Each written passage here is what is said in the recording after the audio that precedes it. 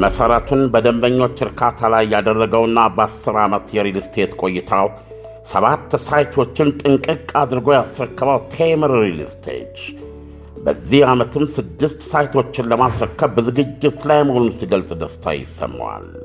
አሁን ደግሞ ለእርስዎ ከአፍሪካ ህብረት ፊት ለፊት ቡልጋሪያ፣ እንደዚሁም በፒያሳና ከቤተ መንግሥት ጀርባ እስከ 35 በመቶ እውነተኛ ቅናሽ የተደረገባቸው እንደዚሁም ከ10 በመቶ ቅድመ ክፍያ ጀምሮ በምቹ አከፋፈል ያለምንም ወለድና የዋጋ ጭማሪ ከባለ 1 መኝታ እስከ ባለ 3 መኝታ አዘጋጅቷል። ከ5.5 ሚሊዮን ብር እስከ 9.7 ሚሊዮን ብር ሙሉ ክፍያ ማለት ነው። በተጨማሪም የንግድ ሱቆችን በፒያሳ፣ በቡልጋሪያ እንደዚሁም በገላን ከ900 ሺህ ብር ቅድመ ክፍያ ጀምሮ አዘጋጅቶ ይጠብቃቸዋል። ለተጨማሪ መረጃ ስክሪኑ ላይ በሚታየው ስልክ ቁጥር ይደውሉ። ቴምር ሪል ስቴት።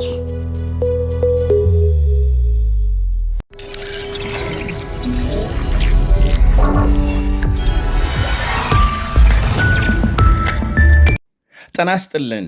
ይህ አዋዜ ነው። የዕለቱን ዋና ዋና ጉዳዮች እንመለከታለን። በላይ በቀለ ነኝ። የሳውዲ አረቢያ መንግሥት ፕሬዝዳንት ትራምፕ በኢራን ላይ የታቀደ አዲስ ወታደራዊ ዘመቻ እንዲዘገይ በማድረጋቸው አድናቆቱን ገለጸ። ትራምፕ ለዲፕሎማሲ ቅድሚያ በመስጠት ወታደራዊ ዘመቻ እንዲዘገይ ማድረጋቸውን የሳውዲ አረቢያ ውጭ ጉዳይ ሚኒስትር አመስግነዋል። ሚኒስትሩ ልዑል ቢን ፋራን ሀገራቸው በፓኪስታን አማካኝነት እየተካሄደ ያለውን የሰላም ጥረት አጥብቃ እንደምትደግፍ በመግለጽ ኢራን አጋጣሚውን በመጠቀም ከአደገኛ እንቅስቃሴ እንድትቆጠብ ጠይቀዋል።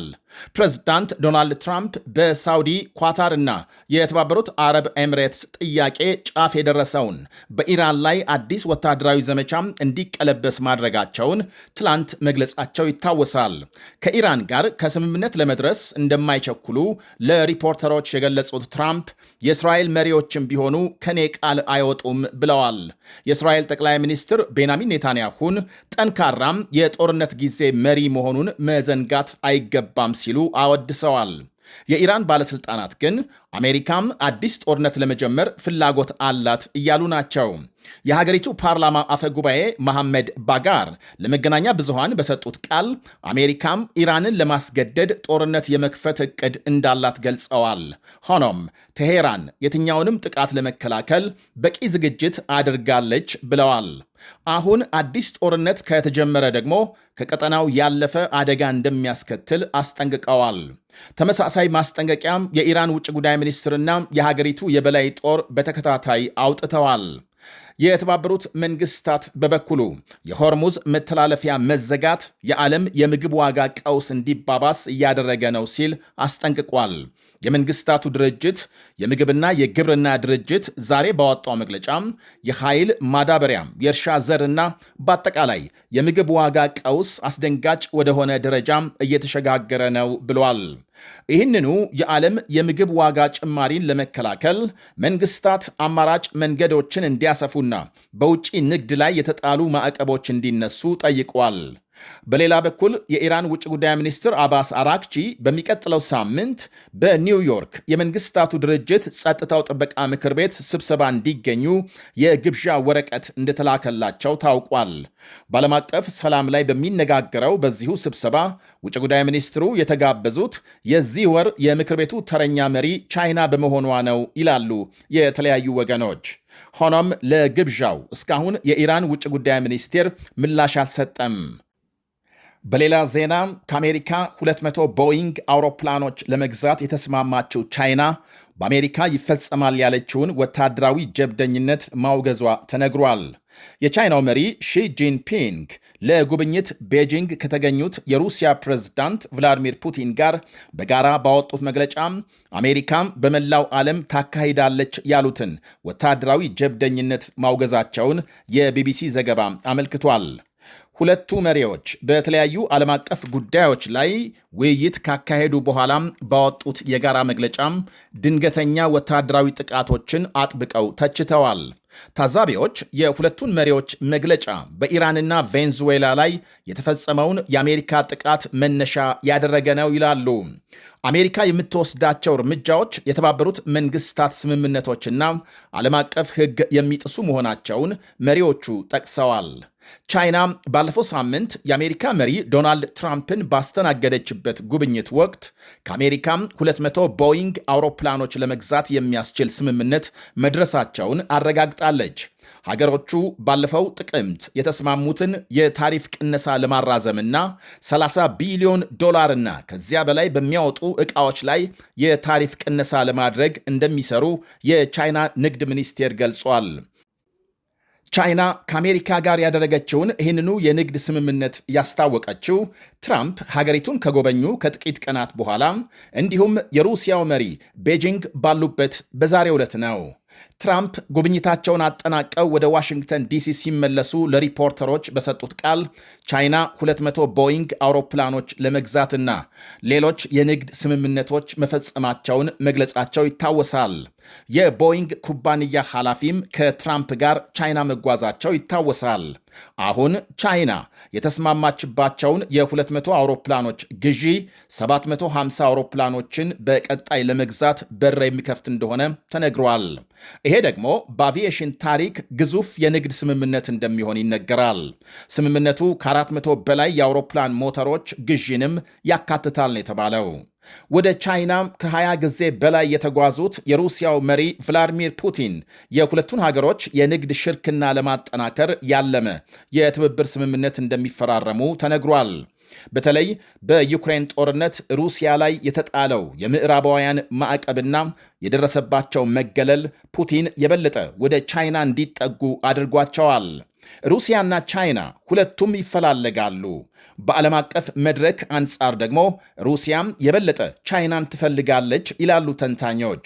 የሁለቱ ሀገሮች የንግድ ልውውጥ ከ240 ቢሊዮን ዶላር በላይ የደረሰ ሲሆን ቻይና በዋነኛነት ነዳጅና ጥሬ ዕቃዎች ከሞስኮ ስታስገባ ኤሌክትሮኒክስና መኪናን ጨምሮ የተለያዩ ዕቃዎች ወደ ሩሲያ ትልካለች።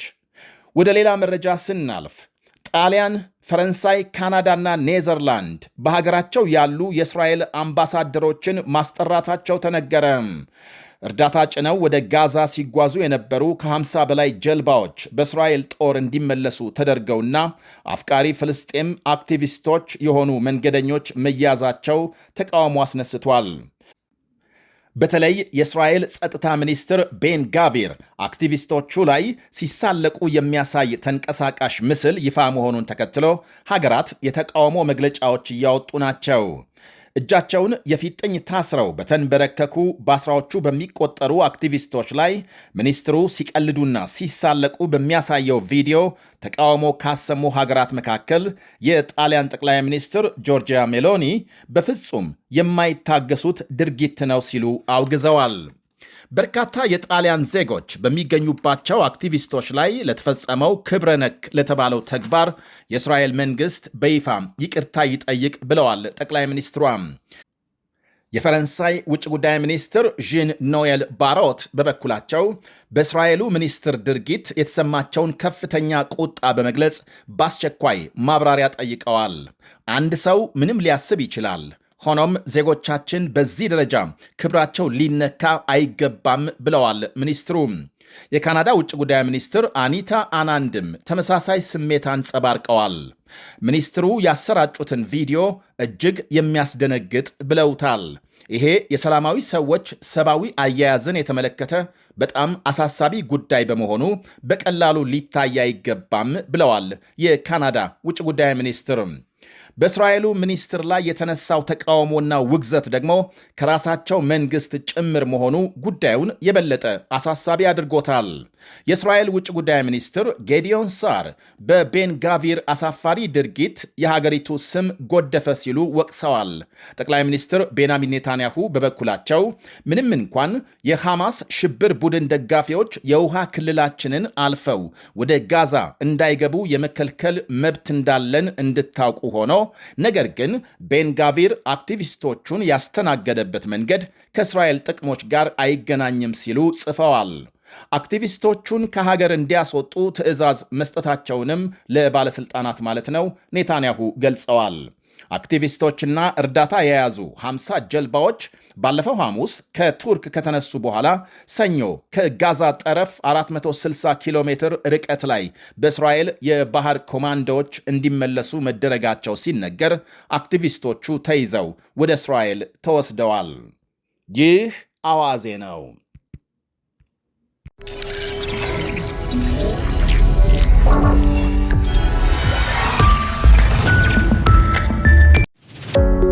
መሠረቱን በደንበኞች እርካታ ላይ ያደረገውና በ10 ዓመት የሪል ስቴት ቆይታው 7 ሳይቶችን ጥንቅቅ አድርጎ ያስረከበው ቴምር ሪል ስቴት በዚህ ዓመትም 6 ሳይቶችን ለማስረከብ በዝግጅት ላይ መሆኑን ሲገልጽ ደስታ ይሰማዋል። አሁን ደግሞ ለእርስዎ ከአፍሪካ ህብረት ፊት ለፊት ቡልጋሪያ፣ እንደዚሁም በፒያሳና ከቤተ መንግሥት ጀርባ እስከ 35 በመቶ እውነተኛ ቅናሽ የተደረገባቸው እንደዚሁም ከ10 በመቶ ቅድመ ክፍያ ጀምሮ በምቹ አከፋፈል ያለምንም ወለድና የዋጋ ጭማሪ ከባለ 1 መኝታ እስከ ባለ 3 መኝታ አዘጋጅቷል። ከ5.5 ሚሊዮን ብር እስከ 9.7 ሚሊዮን ብር ሙሉ ክፍያ ማለት ነው። በተጨማሪም የንግድ ሱቆችን በፒያሳ፣ በቡልጋሪያ እንደዚሁም በገላን ከ900 ሺህ ብር ቅድመ ክፍያ ጀምሮ አዘጋጅቶ ይጠብቃቸዋል። ለተጨማሪ መረጃ ስክሪኑ ላይ በሚታየው ስልክ ቁጥር ይደውሉ። ቴምር ሪል ስቴት